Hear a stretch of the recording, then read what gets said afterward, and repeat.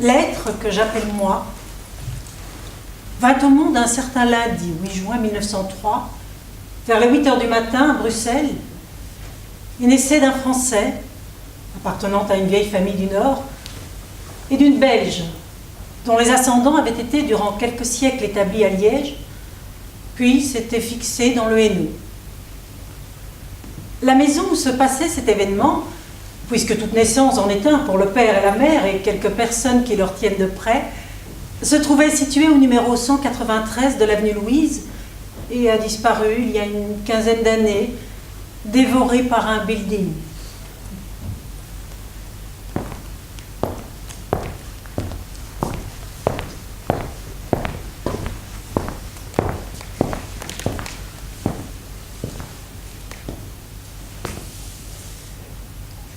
Ayant ainsi consigné ces quelques faits qui ne signifient rien par eux-mêmes, et qui cependant, et pour chacun de nous, mènent plus loin que notre propre histoire, et même que l'histoire tout court, je m'arrête,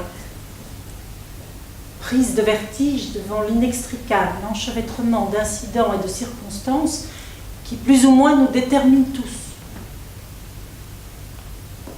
Cet enfant du sexe féminin, déjà pris dans les coordonnées de l'ère chrétienne et de l'Europe du XXe siècle, ce bout de chair rose pleurant dans un berceau brun, m'oblige à me poser une série de questions d'autant plus redoutables qu'elles paraissent banales et qu'un littérateur qui sait son métier se garde bien de formuler.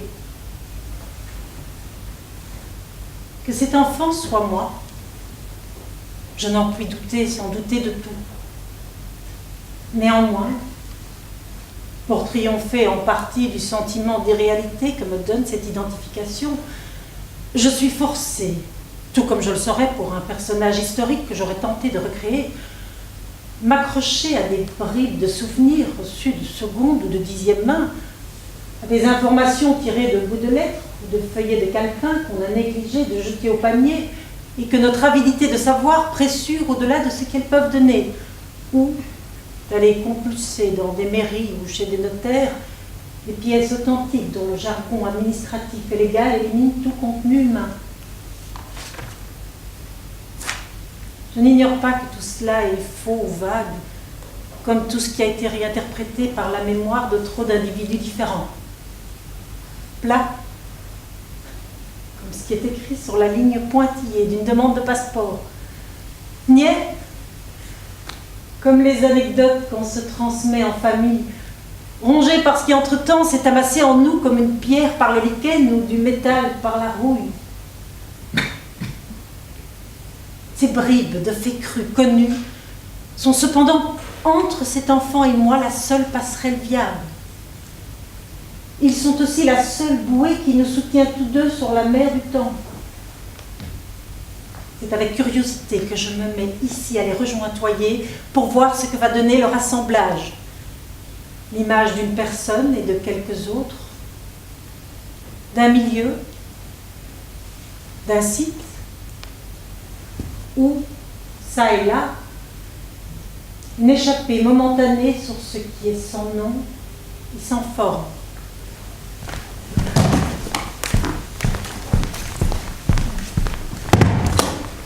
Je pars, Wivine. Faites une liasse des cahiers que j'ai cachés dans votre armoire. Je viendrai les chercher à la nuit close. Comme vous voilà fait, mon ami. Ce n'est rien. Une rixe. Je n'y pense déjà plus. Je pars, Wivine. Je vais voir si la peur, l'ineptie, la superstition verbale règnent ailleurs qu'ici. Comme vous parlez haut dans l'église. Dieu n'entend guère. Les temps sont si mauvais. Et si de rechef vous tombez sur un malfaiteur? Et qui vous dit que ce n'est pas moi qui aurai raison de lui? Il n'est pas si difficile de dépêcher quelqu'un. Chrétien Mergeline et mon cousin Jean de Béaguel, qui étudie à Louvain, s'apprêtent aussi à repartir pour l'école. Si vous les rejoignez à l'auberge du Cygne. Que Chrétien et Jean pâlissent s'ils le veulent sur les attributs de la personne divine. Et si le curé, votre oncle, qui me soupçonne d'athéisme, s'inquiète encore de mes opinions, vous lui direz que je professe ma foi en un Dieu qui n'est pas né d'une vierge, et qui ne ressuscitera pas au bout du 3e jour, mais dont le royaume est de ce monde. M'entendez-vous? Je le lui répéterai sans l'entendre. Et comme ma tante Godelive verrouille la porte dès le couvre-feu et cache la clé sous son matelas, je laisserai les cahiers sous l'auvent avec quelques victuailles pour la route. Non. Ceci est pour moi temps de vigile et de jeûne. Pourquoi? Je me le prescris à moi-même. N'avez-vous jamais vu des pèlerins se préparer au départ? À votre aise. Et moi, je compterai les heures, les jours et les mois, comme je le fais toujours durant vos absences. Mais quelle balade me récitez-vous là? Ma route ne repassera jamais par ici. Je ne suis pas de ceux qui rebroussent chemin pour revoir une fille. Alors je reviendrai à vous au lieu que vous reveniez vers moi. Peine perdue. Je vous oublierai. Mon cher Seigneur, les gens de ma famille sont couchés sous ces dalles, et leur devise est sur leur oreiller. Plus est en vous.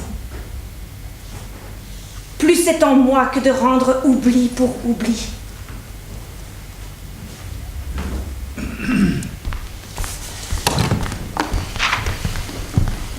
Priez pour moi à Compostelle. Vous avez vu juste, j'y vais. Salut cousin. Le chanoine Campanus vous a attendu tout l'hiver à Bruges. Le recteur magnifique à Louvain s'arrache la barbe de votre absence et vous réapparaissez comme je ne dirais pas qui au détour d'un chemin creux. L'abbé Mitré de Saint-Bavon à Gand m'a trouvé un emploi. N'ai-je pas là un protecteur avouable? Mais dites-moi plutôt pourquoi vous faites le gueux sur les routes de France. Vous y êtes peut-être pour quelque chose. J'ai planté là le comptoir de mon père, comme vous, l'école de théologie. Mais puisque vous voilà retombé de recteur magnifique en abbé Mitré... Vous voulez rire?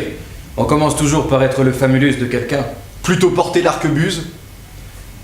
Votre père est sans doute assez riche pour vous acheter la meilleure compagnie des lansquenets du César Charles. Si toutefois vous trouvez tous deux que le métier d'arme est une convenable occupation d'homme.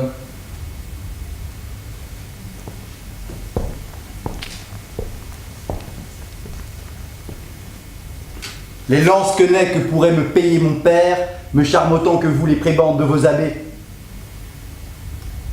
Et puis, il n'y a qu'en France qu'on sert aussi bien les dames.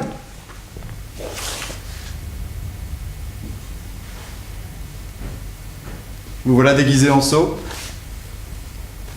Oui, mais j'étais là du foin des livres. J'aime mieux épeler un texte qui bouge. 1000 chiffres romains et arabes, des caractères courant tantôt de gauche à droite comme ceux de nos scribes, tantôt de droite à gauche comme ceux des manuscrits d'Orient. Des ratures sont la peste et la guerre, des rubriques tracées au sang rouge, et partout des signes, et ça et là des taches plus étranges encore que des signes. Quel habit plus commode pour faire route inaperçue? Mes pieds rôdent sur le monde comme des insectes dans l'épaisseur d'un sautier. Fort bien. Mais pourquoi à Compostelle? Je vous vois mal assis parmi les gros moines et chantant du nez. Ouf, qu'ai-je à faire de ces fainéants et de ces veaux? Mais le prieur des Jacobites de Saint-Léon est amateur d'alchimie. Il a correspondu avec le chanoine Bartholomé Campanus, notre bon oncle, ce fade idiot qui parfois s'aventure comme par mégarde sur les limites interdites. L'abbé Mitré, à son tour, l'a disposé par lettre à me faire part de ce qu'il sait. Mais je dois me hâter, car il est vieux. Je crains qu'il ne désapprenne son savoir et qu'il ne meure. Il vous nourrira d'oignons crus et vous fera écumer sa soupe au cuivre épicé au soufre. Grand merci. J'entends conquérir à moindre frais de meilleures pitances. La paix branle dans le manche, frères Zénon. Les princes s'arrachent les pays comme les ivrognes se disputent les plats à la taverne. Ici la Provence, ce gâteau de miel, là le Milanais, ce pâté d'anguille. Il tombera bien de tout cela une petite miette de gloire à me mettre sous la dent. Ineptissima vanitas.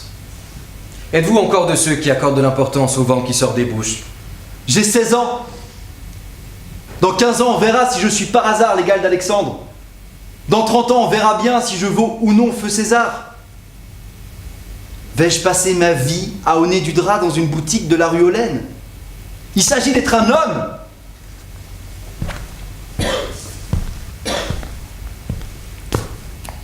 J'ai 20 ans. À tout mettre au mieux, j'ai devant moi 50 ans d'études avant que ce crâne se change en tête de mort. Prenez vos fumées et vos héros dans Plutarque, frère Henri. Il s'agit pour moi d'être plus qu'un homme.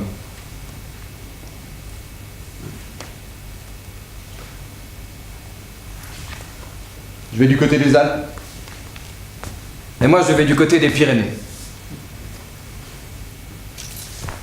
Voyez, par-delà ce village, d'autres villages. Par-delà cette abbaye, d'autres abbayes. Par-delà cette forteresse, d'autres forteresses. Et dans chacun de ces châteaux d'idées, de ces masures d'opinion superposées aux masures de bois et aux châteaux de pierre, la vie emmure les fous et ouvre un pertuis aux sages. Par-delà les Alpes, l'Italie, par-delà les Pyrénées, l'Espagne, d'un côté le pays de la Mirandole et de l'autre celui d'Avicenne, et plus loin encore, la mer, et par-delà la mer sur d'autres rebords de l'immensité, l'Arabie, la Morée, l'Inde, les deux Amériques, et partout les vallées où se récoltent les simples, les rochers où se cachent les métaux, dont chacun symbolise un moment du grand œuvre, les grimoires déposés entre les dents des morts, les dieux dont chacun a sa promesse, les foules dont chaque homme se donne pour centre à l'univers. Qui serait assez insensé pour mourir sans avoir fait au moins le tour de sa prison? Vous voyez, frère Henri, je suis vraiment un pèlerin. La route est longue, mais je suis jeune.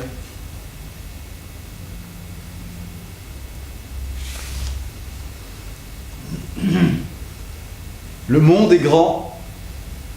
Le monde est grand. Plaise à celui qui est peut-être de dilater le cœur humain à la mesure de toute la vie.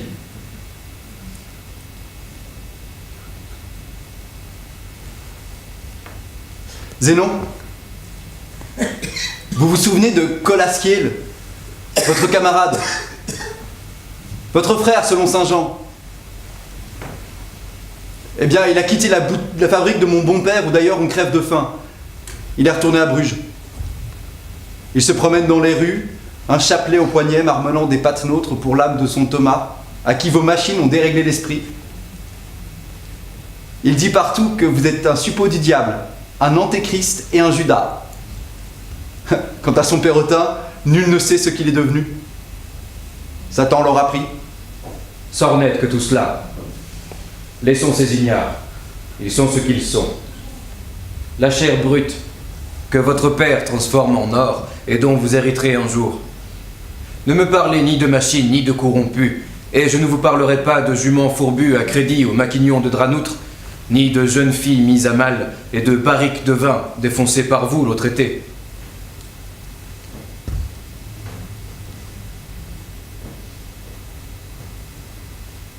Zénon, vous vous souvenez de Wivine? Cette fillette pâle que vous défendiez toujours quand nous autres méchants garçons lui pincions les fesses à la sortie de l'école. Elle vous aime. Elle se prétend liée à vous par un vœu. Elle a ces jours-ci refusé les avances d'un échevin, sa tante l'a souffleté, l'a mise au pain et à l'eau, mais elle tient bon. Elle dit qu'elle vous attendra jusqu'à la fin du monde s'il le faut. Tant pis. Quoi de commun entre moi et cette petite fille souffletée?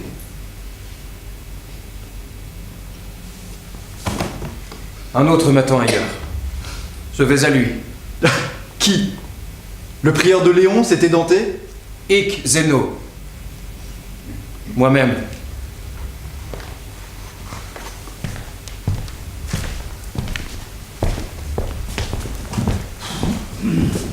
Elle est lourde cette valise là. Qu'est-ce qu'il y a dedans, putain? Ah. Ah oui, d'accord. Waouh! Oh, Waouh! Bon. des livres. Moi, je veux bien. Feu! Je prends celui-là. Et moi celui-ci.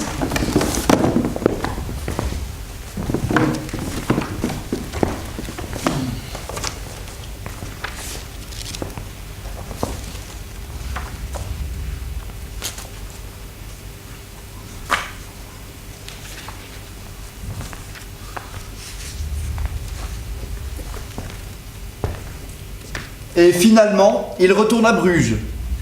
Parce que le monde est le monde partout, et que partout il retrouvera en somme les mêmes problèmes.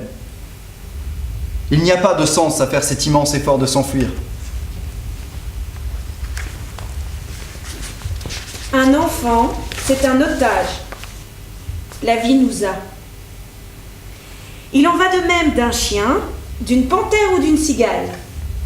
Léda disait: je ne suis plus libre de me suicider depuis que j'ai acheté un cygne.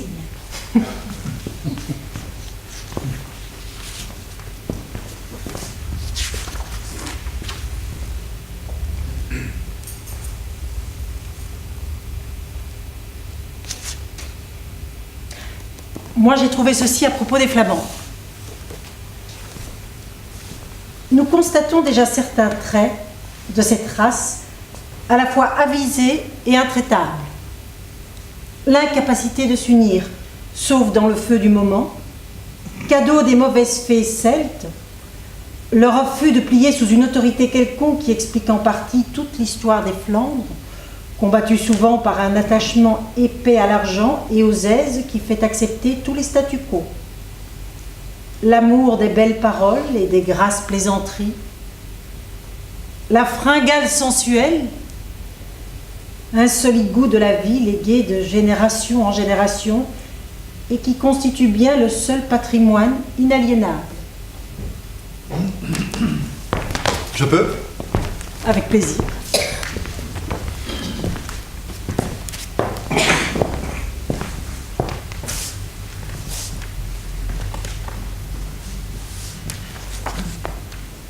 Tandis que le français a été du moins jusqu'au XIXe siècle, pour les Klenwerk, les Kousmaker ou les Biswal, une langue de culture et le flamand la langue de l'enfance, le groupe lillois et celui de Béthune n'ont parlé que français de temps immémorial, même si ce français se réduit à un patois. Les enfants n'y ont pas, comme Michel Charles, fait leur première communion en flamand. À travers leur descendante Noémie, je crois découvrir chez ces gens que je ne connais pas, je ne sais quoi de plus sec, d'âpre à la peine et au gain, de vif et en même temps d'étriqué, qui caractérise un peu partout la province française et diffère en tout de l'ampleur et de la lente fougue flamande.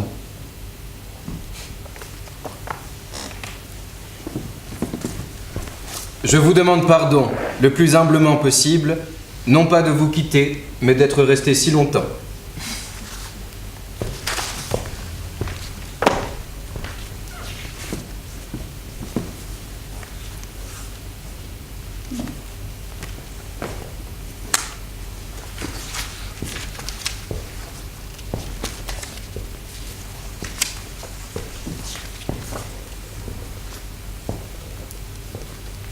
On ne bâtit un bonheur que sur un fondement de désespoir.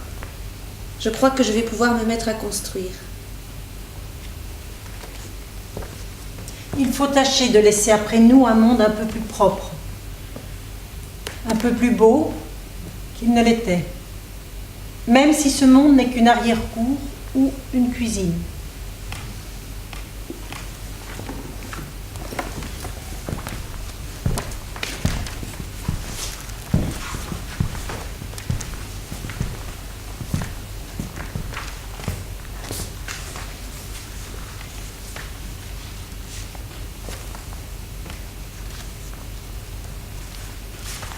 Cette rage de savoir. Comme une voyageuse sur le pont d'un transatlantique, Fernande s'étend sur une chaise longue, au bord de la terrasse du Mont Noir où l'on voit ou croit voir, par-delà le moutonnement vert pâle de la plaine, la ligne grise de la mer.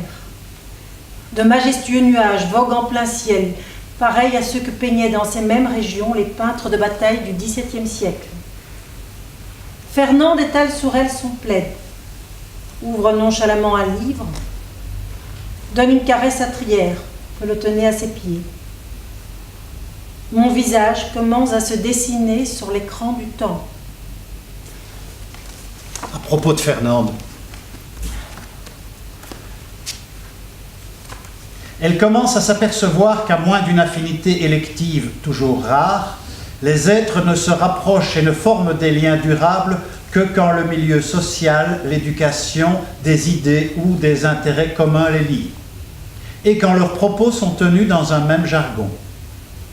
Fernande ne parle pas la langue de ses passants plus affranchis qu'elle-même.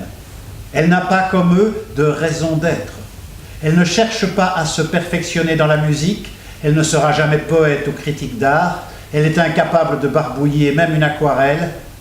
L'injustice sociale qui bouleverse la Russe à col empesé, sa voisine d'étage, n'est dans son monde à elle qu'un lieu commun pour ouvriers grévistes, et elle ne comprend pas qu'une femme ait des opinions politiques.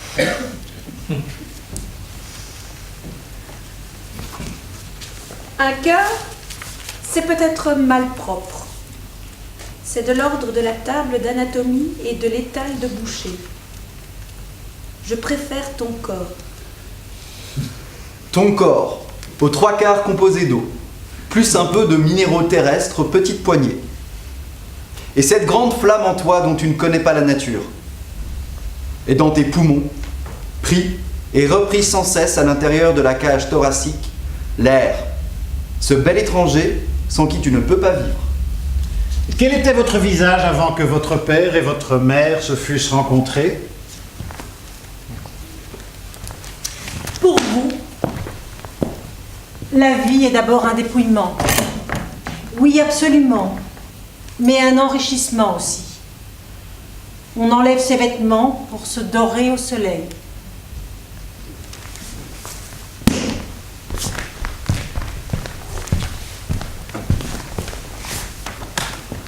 On n'achète pas l'amour. Les femmes qui se vendent ne font après tout que se louer aux hommes.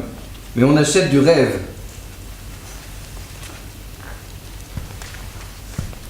Les racines enfoncées dans le sol. Les branches protectrices des jeux de l'écureuil, du nid et des ramages des oiseaux. L'ombre accordée aux bêtes et aux hommes, la tête en plein ciel. Connais-tu une plus sage et plus bienfaisante méthode d'exister ? Et de là, le sursaut de révolte en présence du bûcheron et l'horreur 1000 fois plus grande devant la scie mécanique. Abattre et tuer ce qui ne peut pas fuir.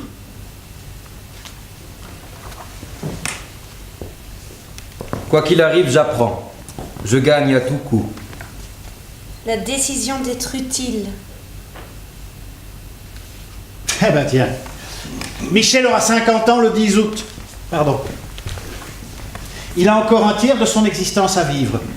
L'avenir lui réserve son plus grand amour pour une femme très digne de tendresse, la seule pour laquelle il écrira quelques beaux vers qu'il a gardés.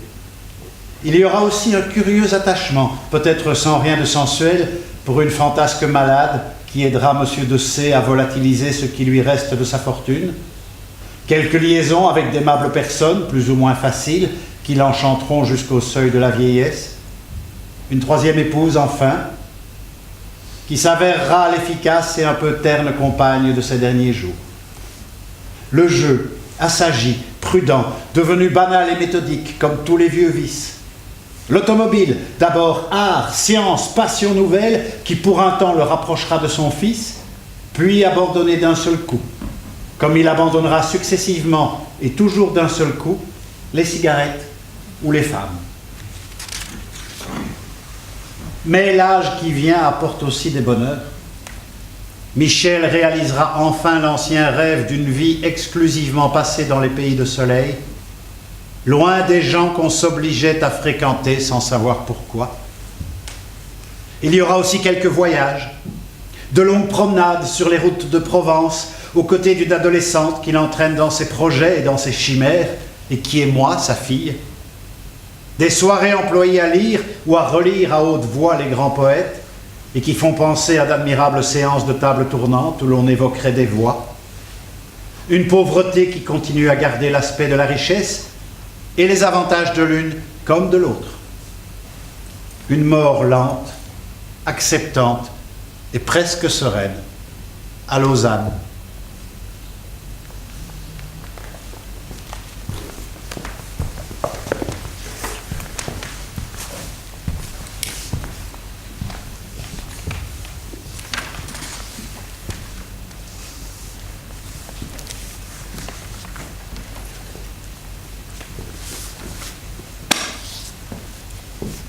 J'ai cru longtemps avoir peu de souvenirs d'enfance. J'entends par là ceux d'avant la 7e année. Mais je me trompais. J'imagine plutôt ne leur avoir guère jusqu'ici laissé l'occasion de remonter jusqu'à moi.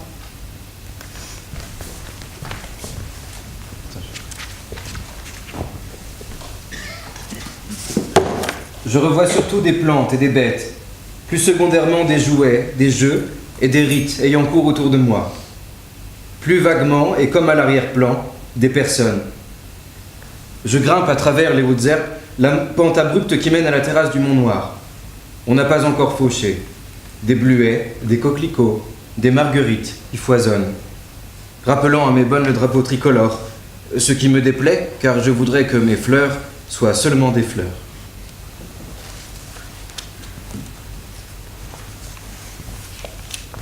On n'est pas libre tant qu'on craint, qu'on désire, peut-être tant qu'on vit.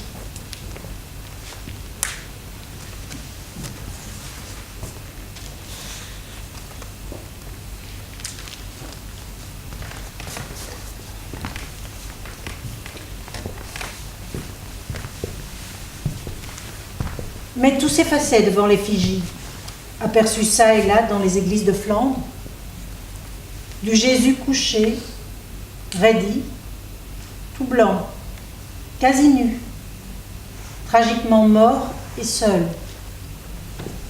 Je crois bien que c'est devant l'une de ces images que j'ai ressenti pour la première fois le curieux mélange de la sensualité qui s'ignore, de la pitié, du sens du sacré.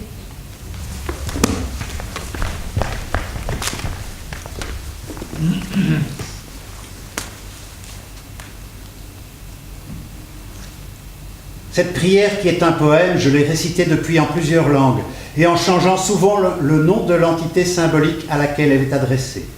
Je vous salue, Quanon, pleine de grâce, qui écoutez couler les larmes des êtres. Je vous salue, Shechina, bienveillance divine. Je vous salue, Aphrodite, délice des dieux et des hommes. Il est beau d'espérer que sous une forme ou sous une autre, que la plupart des religions ont choisi féminine comme Marie, ou androgyne comme Quanon, la douceur et la compassion nous accompagneront, peut-être invisiblement, à l'heure de notre mort.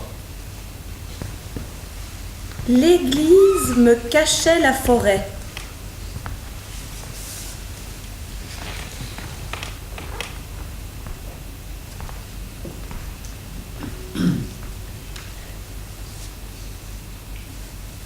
Mais toute angoisse avait cessé. Il était libre. Cet homme qui venait à lui ne pouvait être qu'un ami. Il fit ou crut faire un effort pour se lever, sans bien savoir s'il était secouru ou si au contraire il portait secours. Le grincement des clés tournées et des verrous repoussés ne fut plus pour lui qu'un bruit suraigu de portes qui s'ouvrent. Et c'est aussi loin qu'on peut aller dans la fin de Zénon.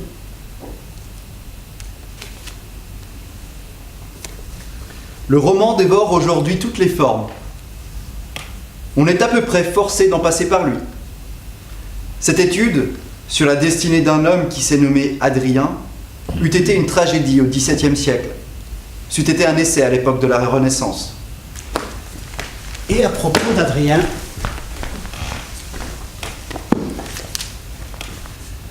si cet homme n'avait pas maintenu la paix du monde et rénové l'économie de l'Empire, ses bonheurs et ses malheurs personnels m'intéresseraient moins. Tu peux répéter ? Oui. Si cet homme n'avait pas maintenu la paix du monde et rénover l'économie de l'Empire, ses bonheurs et ses malheurs personnels m'intéresseraient moins. Mais je comprends pas. Qui c'est, Adrien? Adrien? C'était un empereur romain. D'accord. Un empereur romain du IIe siècle. Et elle a écrit sur un empereur romain. Oui, elle a écrit les mémoires d'Adrien. Tu l'as lu? Oui. Oui, c'est comme une longue lettre qu'il écrit à celui qui sera le successeur de son successeur. C'est très très beau. Oui, je connais bien. Je connais même des passages par cœur d'ailleurs. Ah bon? Oui. Et tu peux nous en montrer? Ah, si vous voulez, oui. Ah oui? Bon. Voyons. Là, tiens.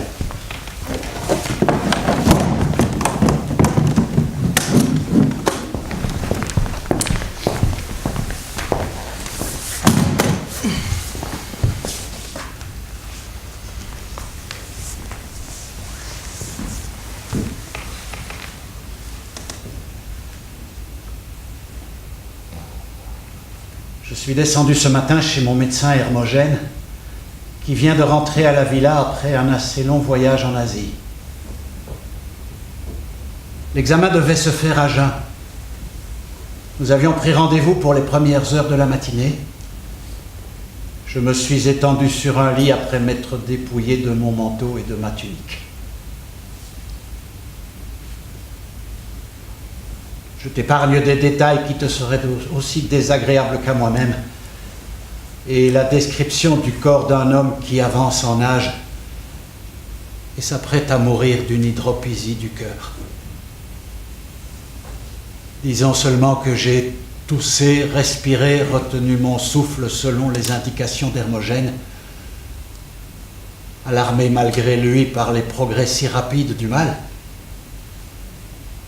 et prêt à en rejeter le blâme sur le jeune Iolas qui m'a soigné en son absence.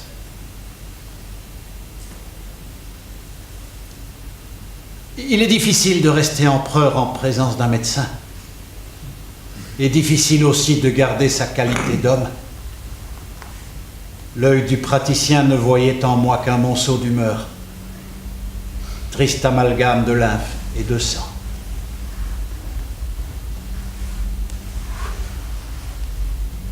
Ce matin, l'idée m'est venue pour la première fois que mon corps, ce fidèle compagnon, cet ami plus sûr, mieux connu de moi que mon âme, n'est qu'un monstre sournois qui finira par dévorer son maître.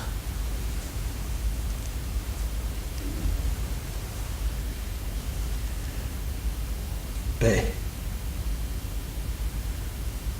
J'aime mon corps. Oui, il m'a bien servi.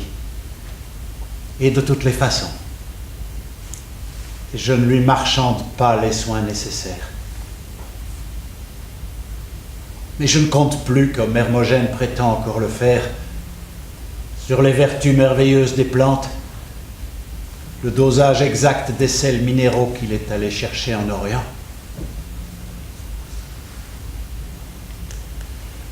Et cet homme pourtant si fin m'a débité de vagues paroles de réconfort trop banales pour tromper personne. Il sait combien je hais ce genre d'imposture. Mais on n'a pas impunément exercé la médecine depuis plus de 30 ans. Je pardonne à ce bon serviteur cette tentative pour me cacher ma mort. Hermogène est savant. Il est même sage. Sa probité est bien supérieure à celle d'un vulgaire médecin de cour. J'aurai pour lot d'être le plus soigné des malades. Mais nul ne peut dépasser les limites prescrites. Mes jambes enflées ne me soutiennent plus pendant les longues cérémonies romaines. Je suffoque. Et j'ai 60 ans.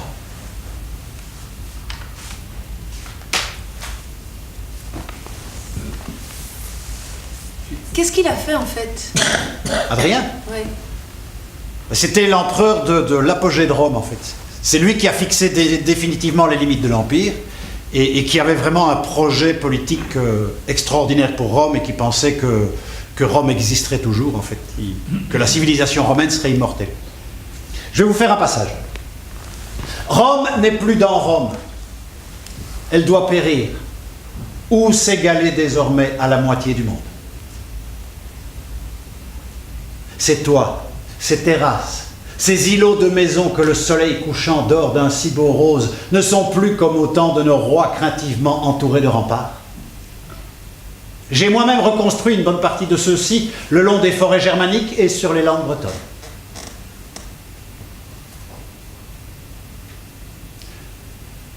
Chaque fois que j'ai regardé de loin, au détour de quelques routes ensoleillées, une acropole grecque et sa ville parfaite comme une fleur, reliée à sa colline comme le calice à sa tige, je sentais que cette plante incomparable était limitée par sa perfection même,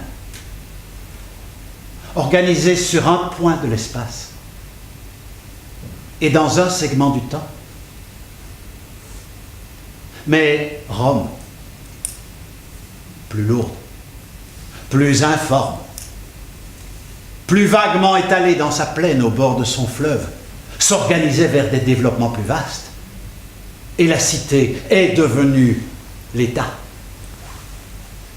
J'aurais voulu que l'État s'élargît encore, devint ordre du monde, ordre des choses. Des vertus qui suffisaient pour la petite ville des 7 collines auraient à s'assouplir, à se diversifier pour convenir à toute la terre. Rome, que José le premier qualifiait d'éternelle, s'assimilerait de plus en plus aux déesses mères des cultes d'Asie, progénitrices des jeunes hommes et des moissons, serrant contre son sein des lions et des ruches d'abeilles.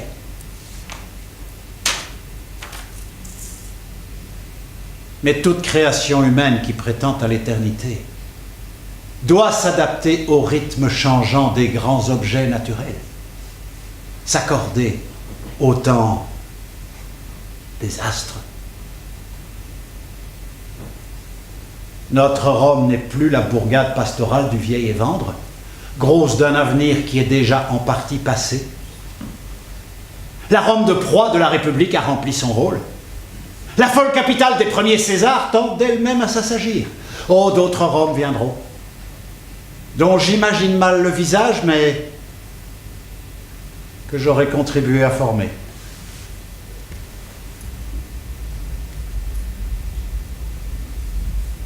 Quand je visitais les villes antiques, saintes mais révolues, sans valeur présente pour la race humaine, je me promettais d'éviter à ma Rome ce destin pétrifié d'une Thèbes, d'une Babylone ou d'une Tyr. Oui, elle échapperait à son corps de pierre.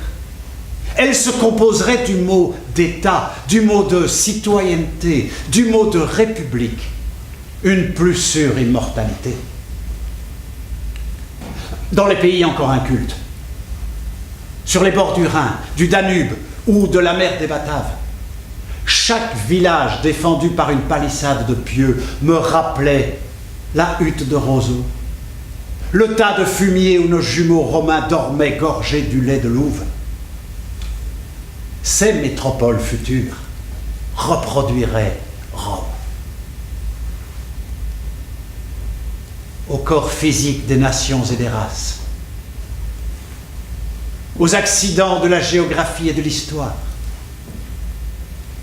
aux exigences disparates des dieux ou des ancêtres, nous aurions à jamais superposé, mais sans rien détruire, l'unité d'une conduite humaine, l'empirisme d'une expérience sage. Oui. Rome se perpétuerait dans la moindre petite ville où des magistrats s'efforcent de vérifier les poids des marchands, de nettoyer et d'éclairer leurs rues, de s'opposer au désordre, à l'incurie, à la peur, à l'injustice, de réinterpréter raisonnablement les lois.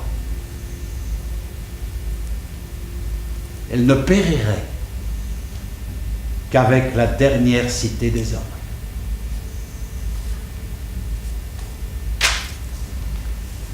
Et comment ça s'est terminé alors pour lui? Eh ben mal, comme pour tout le monde.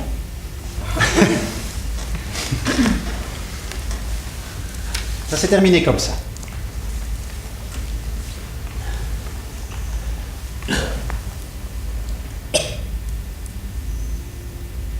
Les médicaments n'agissent plus. L'enflure des jambes augmente. Je sommeille assis plutôt que couché. L'un des avantages de la mort sera d'être de nouveau étendu sur un lit. C'est à moi maintenant de consoler Antonin. Je lui rappelle que la mort me semble depuis longtemps la solution la plus élégante de mon propre problème. Comme toujours, mes vœux enfin se réalisent, mais d'une façon plus lente et plus indirecte qu'on avait cru.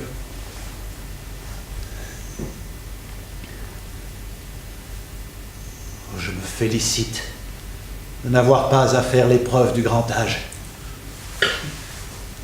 Je me réjouis que le mal m'ait laissé jusqu'au bout ma lucidité,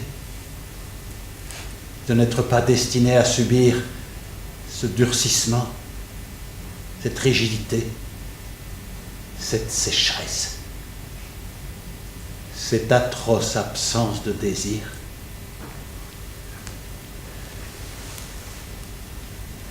Si mes calculs sont justes, ma mère est morte à peu près à l'âge où je suis arrivé aujourd'hui. Ma vie a déjà été de moitié plus longue que celle de mon père, mort à 40 ans.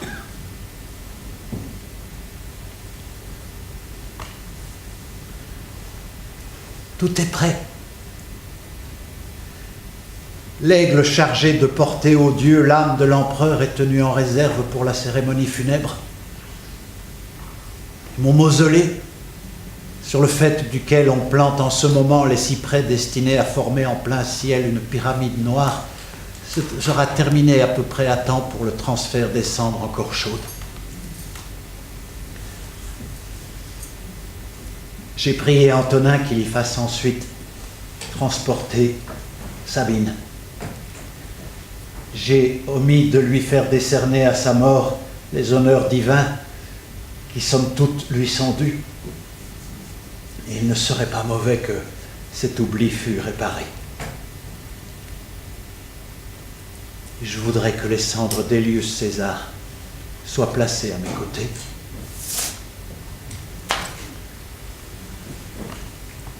Ils m'ont emmené à Bayès. Par ces chaleurs de juillet, le trajet a été pénible, mais je respire mieux au bord de la mer.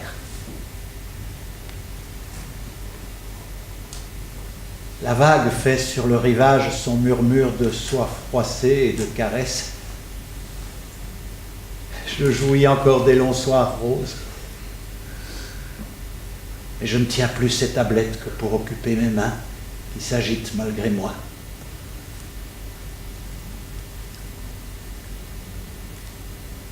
J'ai envoyé chercher Antonin.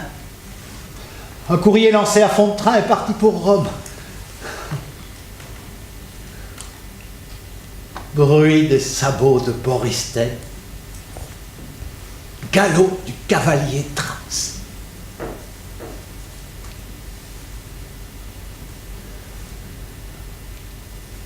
La petite troupe des intimes se presse autour de moi. Chabrias me fait pitié. Les larmes conviennent mal aux rides des vieillards. Le beau visage de Seller est comme toujours étrangement calme. Il s'applique à me soigner sans rien laisser voir de ce qui pourrait ajouter à l'inquiétude ou à la fatigue d'un malade. Les Diotimes sanglotent, la tête enfouie dans les coussins. J'ai assuré son avenir. Il n'aime pas l'Italie. Il pourra réaliser son rêve qui est de retourner à Gadara et d'y fonder avec un ami une école d'éloquence. Il n'a rien à perdre à ma mort. Et pourtant, la mince épaule s'agite convulsivement sous les plis de la tunique. Je sens sous mes doigts des pleurs délicieux. Adrien, jusqu'au bout, aura été humainement aimé.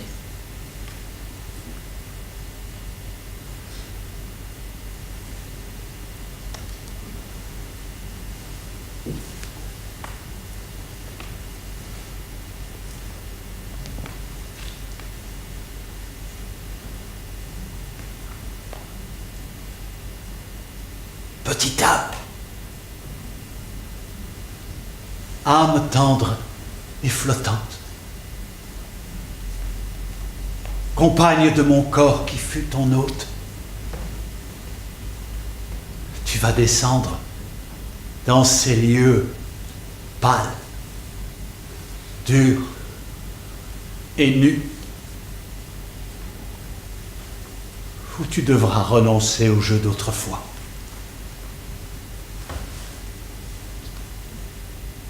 Un instant encore. Regardons ensemble les rives familières, les objets que sans doute nous ne reverrons plus.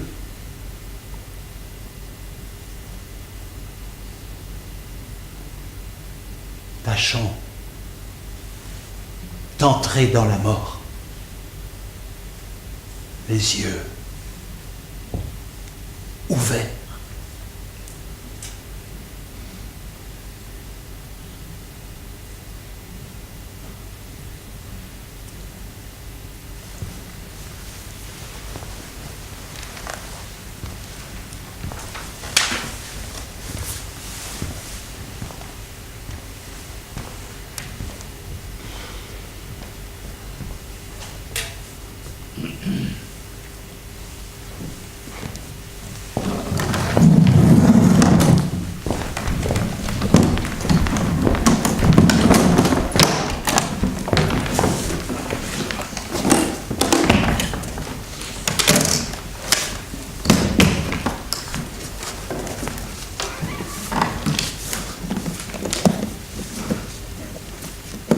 Bruges, Hôtel Portinari, 7 avril 1971.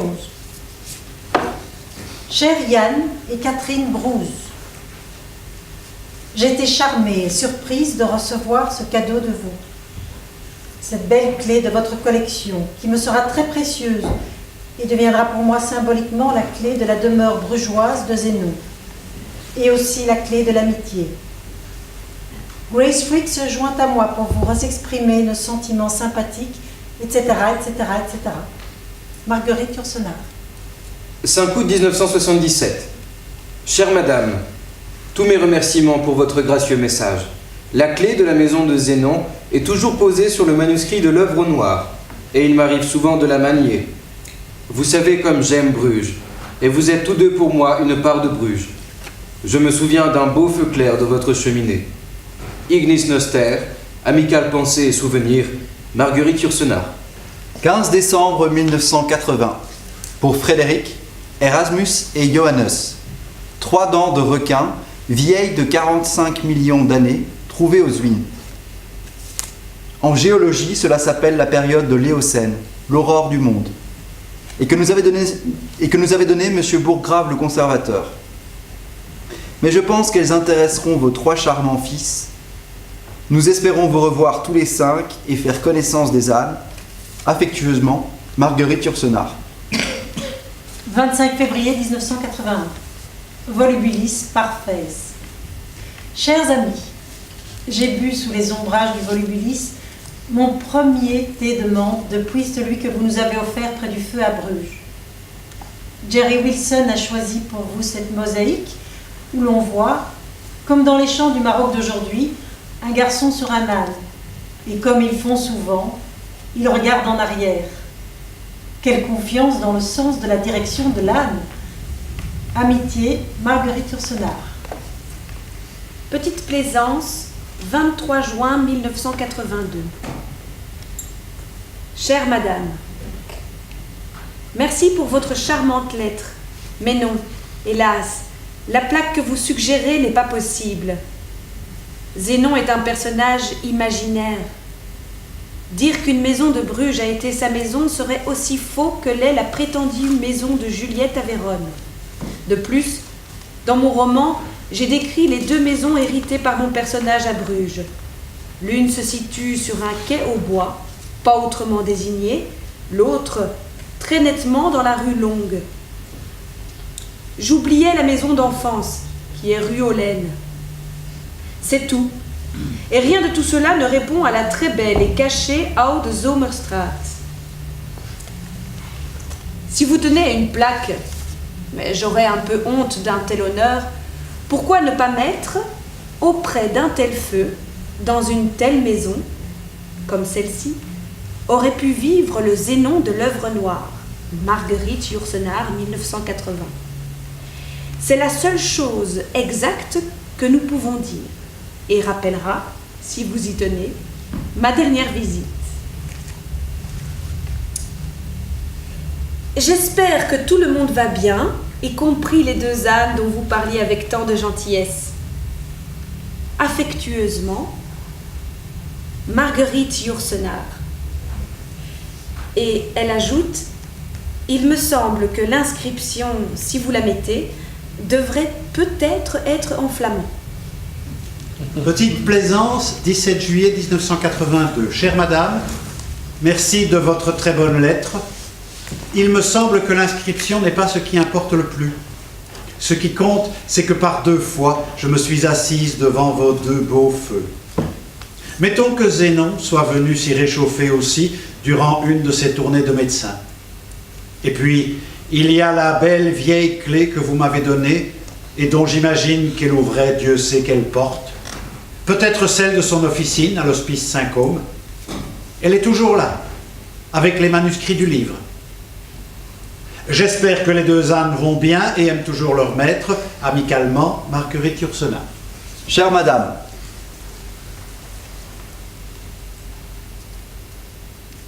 je vais beaucoup mieux, mais pas très bien. Une opération à cœur ouvert laisse de très longues séquelles. De plus, et pire encore, j'ai eu la très grande douleur de perdre le 8 février mon ami Jerry Wilson. Il était tombé très malade aux Indes en fin janvier dernier. Nous sommes revenus ici le 17 mars. Depuis, sa vie n'a été qu'une série d'hôpitaux. 4 aux États-Unis, puis 2 en France, où il a d'ailleurs été très bien soigné. Il y a eu plusieurs rémissions, l'une qui lui a permis de revenir pour quelques jours ici, l'autre qui, quand il était déjà dans un hôpital à Paris, l'a emmené dans le Maine pour passer 1 mois en octobre pour être avec moi pendant mon opération. Malheureusement, je n'avais pas encore la force de me rendre à Paris ensuite et n'ai pas pu être là à la fin. Cet événement a littéralement coupé ma vie en 2. Le travail littéraire me soutient, mais les voyages vont devenir plus difficiles. J'espère cependant traverser Bruges en fin avril, mais rien n'est encore tout à fait décidé. Le souvenir du très grand courage de Jerry est aussi un support. Amicalement à vous et à tous les vôtres, Marguerite Yourcenar. 4 juillet 1986. En fait, ce séjour de 2 mois en Europe a été le premier sans Jerry Wilson, et comme tel très difficile. Je pense déjà à l'hiver prochain et cherche une femme qui puisse être dame de compagnie infirmière, capable de me donner les quelques soins que je requiers. Mes jambes souffrent toujours des suites de l'opération. Mais aussi de m'aider à faire mes valises, à chercher un taxi, en somme à vivre. La plus grande partie de mon séjour à l'étranger cet hiver se fera sans doute en Italie et en Orient. L'un de mes amis me proposa la maison à Pavie, l'autre de m'accompagner pour 1 mois au Népal. Mais si chers qu'ils seront, j'aurai cependant besoin d'une présence féminine pour m'aider et ne pas faire retomber sur eux les petits détails. Il faudrait que cette personne soit aimable et calme, pas trop causante, dotée de sens pratique et présentant bien, de sorte que je puisse au besoin l'emmener dans des réceptions, etc. Je pose la question à plusieurs personnes, sachant que le problème n'est pas facile à résoudre. De mon côté, j'offre bien entendu tout frais payés dans des séjours généralement assez luxueux et 1 000 $ par mois. Mais il faudrait absolument que la personne sache le français et un peu d'anglais. Amicalement et contristement, à vous, Marguerite Yourcenar. Nouvelle. Un divorce est parfois très désirable, mais c'est toujours triste, comme un objet familier brisé. Je ne passerai pas par Bruges cet automne, allant directement d'Amsterdam en France. J'ai trouvé une infirmière hollandaise de 32 ans, gentille et compétente, il semble, pour m'accompagner à Paris et ensuite jusqu'en Inde, jusque fin février, avec mon ami italien Paolo Zacchiera. Je suis à Amsterdam du 10 novembre au 20 novembre. 020 23 48 36, c'est le téléphone pour le cas où vous aimeriez causer avec moi par téléphone. Je salue les 3 garçons. Que devient l'âne ?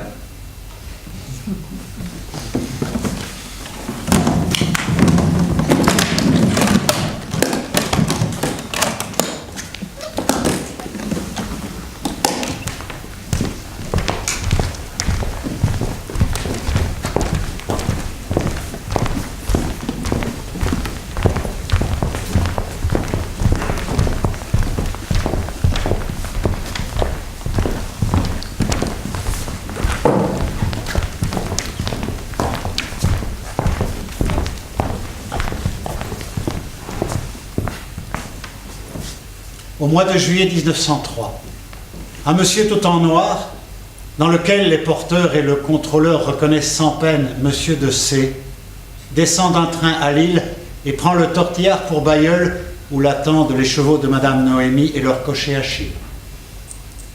Cette fois, monsieur de C ne ramène pas un cercueil. Fernande est restée en Belgique, chez les siens.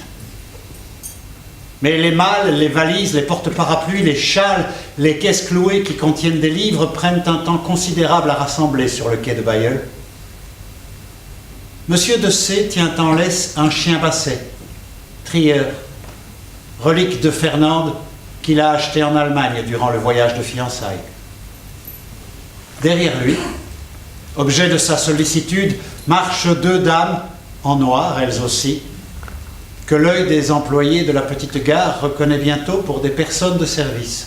L'une est Barbe, ou Barbara, comme je l'appellerai plus tard. Fraîche de ses 20 ans, dans son costume neuf de nurse britannique, acheté à Old England.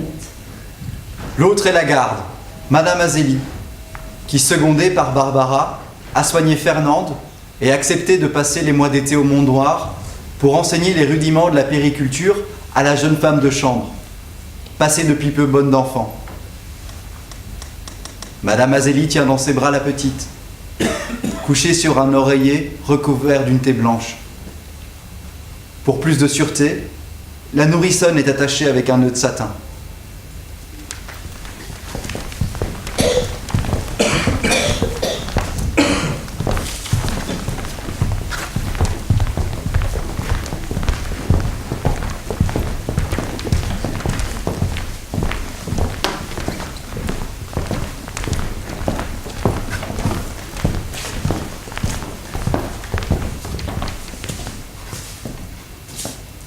L'enfant, elle, a environ 6 semaines. Et comme la plupart des nouveau-nés humains, elle fait l'effet d'un être très vieux et qui va rajeunir. Et en effet, elle est très vieille, soit par le sang et les gènes ancestraux, soit par l'élément inanalysé que par une belle et antique métaphore nous dénommons l'âme. Elle a traversé les siècles, mais elle n'en sait rien, et c'est tant mieux. Sa tête est couverte d'un pelage noir, comme le dos d'une souris. Les doigts de ses poings fermés, quand on les déplie, ressemblent aux vrilles délicates des plantes. Ses yeux mirent les choses sans qu'on les ait déjà nommées ou définies pour elle. Elle n'est pour l'instant rien qu'être, essence et substance, indissolublement mêlés en une union qui va durer sous cette forme environ 3/4 de siècle, peut-être même plus.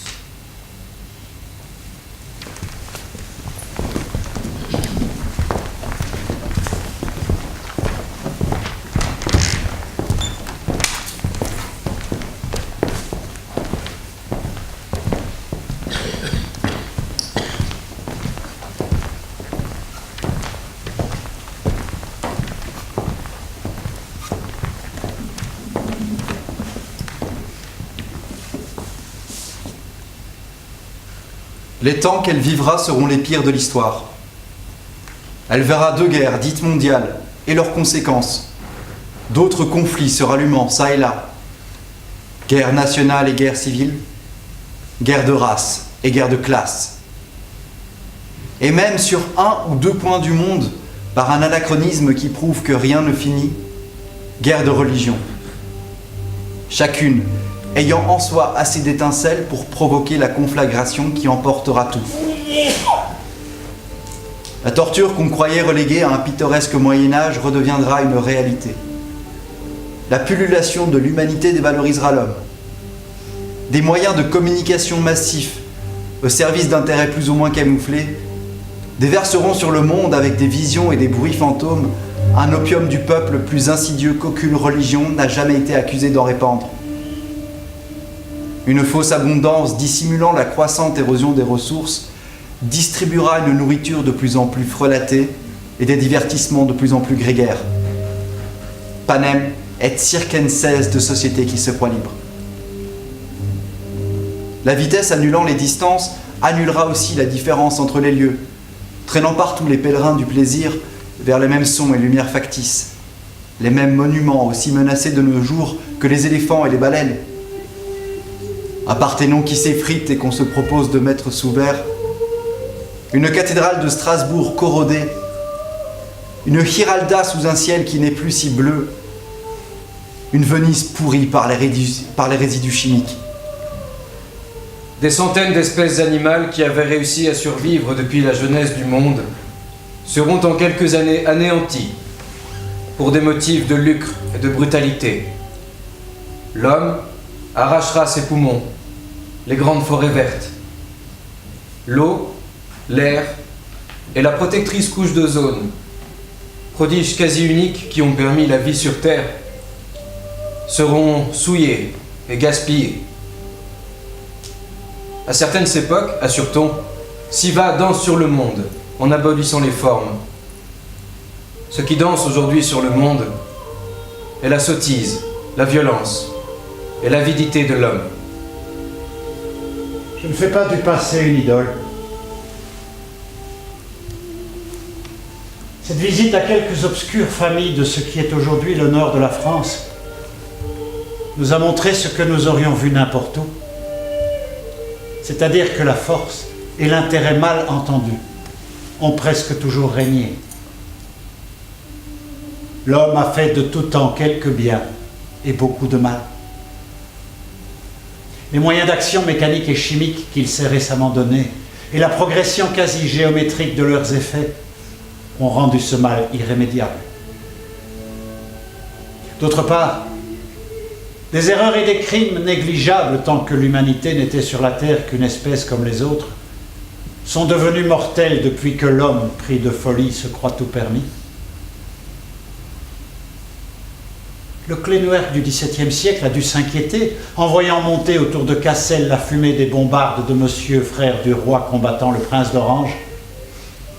L'air que respirera la fille de Michel et de Fernande portera jusqu'à elle les fumées d'Auschwitz, de Dresde et d'Hiroshima.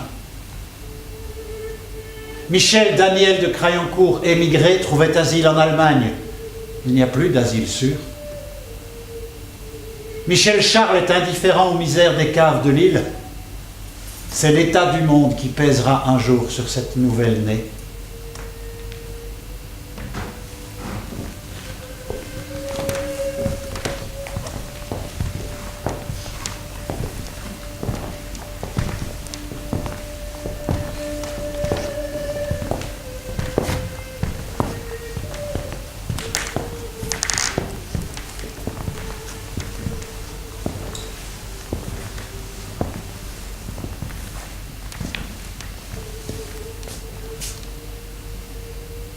L'enfant qui vient d'arriver au Mont Noir est socialement une privilégiée.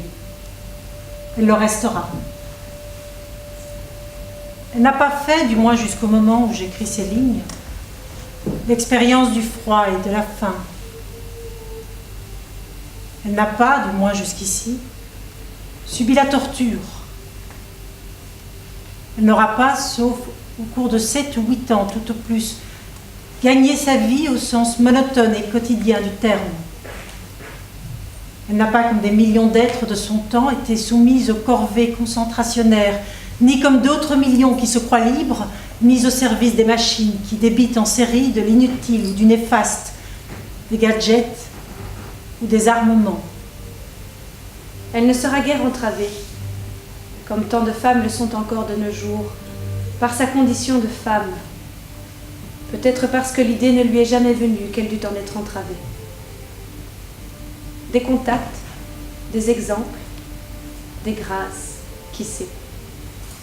Ou un enchaînement de circonstances qui s'allongent loin derrière elle, lui permettront d'engranger une vision du monde un peu moins incomplète que celle que sa petite tante Gabrielle de 1866 consignait sur son gros carnet. Elle tombera et se relèvera sur ses genoux écorchés. Elle apprendra non sans effort à se servir de ses propres yeux, puis, comme les plongeurs, à les garder grands ouverts.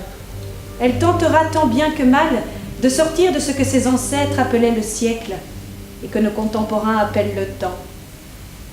Le seul temps qui compte pour eux, surface agitée sous laquelle les océans immobiles avec leurs courants. Par ces courants, elle essayera de se laisser porter. Sa vie personnelle, pour autant que ce terme ait un sens, se déroulera du mieux qu'elle pourra à travers tout cela. Les incidents de cette vie m'intéressent surtout en tant que voie d'accès par lesquelles certaines expériences l'ont atteinte. C'est pour cette raison, et cette raison seulement, que je les consignerai peut-être un jour, si le loisir m'en est donné, et si l'envie m'en vient.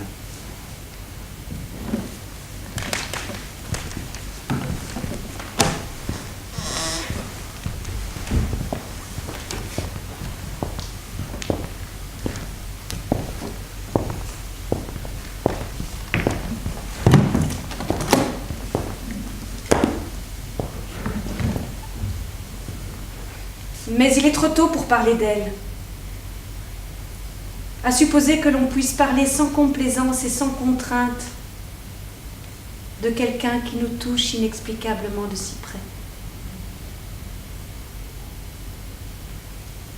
Laissons-la dormir sur les genoux de Madame Azélie. Sur la terrasse qu'ombrage des tilleuls. Laissons ses yeux neufs suivre le vol d'un oiseau ou le rayon de soleil qui bouge entre deux feuilles. Le reste est peut-être moins important qu'on ne croit.